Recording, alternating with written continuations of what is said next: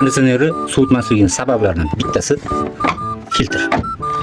Har oy uni olib tozalab turish kerak bo'ladi.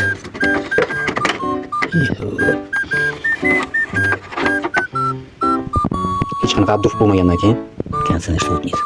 Filtr vaqtida tozalanmagan hisobiga radiatorga o'tmaydi. Tozalash yuvish hisobi qo'ysam, tepadan havo suryapti, bu yerdan flot. Pastidan flit. Mana bu changni qaranglar.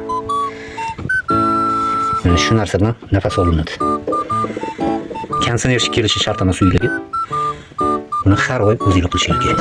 Filtr tozalash juda ham oson. Qiyin joyi yo'q. Qancha iflos tushibdi. Chang. Vannada shuna filtrni yuvib tashladi, bo'ldi. Yana obratma joyiga qo'yib qo'ysa bo'ldi. Hech qanaqa bilim keragi yo'q.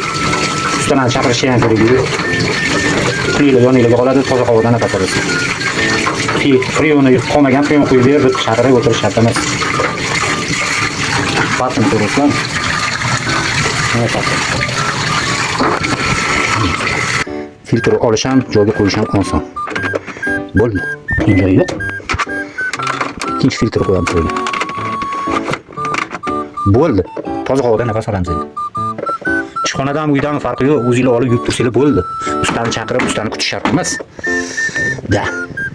Filtr vaqtida tozalanmasligining oqibatlaridan yana bittasi. Sabab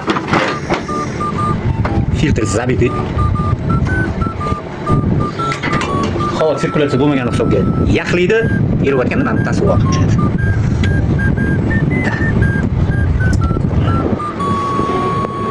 Uflashni ham boshladi. Bunday radiatorlar tadasi chiqib. Filtr vaqtida yurmagan hisobga. Pilisos. Mana tozalab olsak ham bo'ladi. Shotkasi bo'lish kerak bizakini.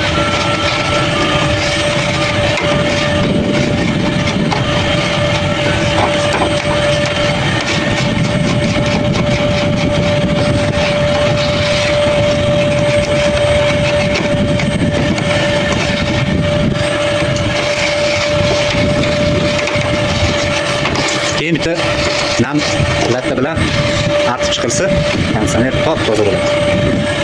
Tepasini ham tuzlab olish kerak. Sabab mana tepadan nafas oladi. Bu ham chang. Mana filtr qanaqa toza. Mana shu holatda bo'lish kerak. Boyagidek qop-qora emas. Ne joyga qo'yib qo'yiladi.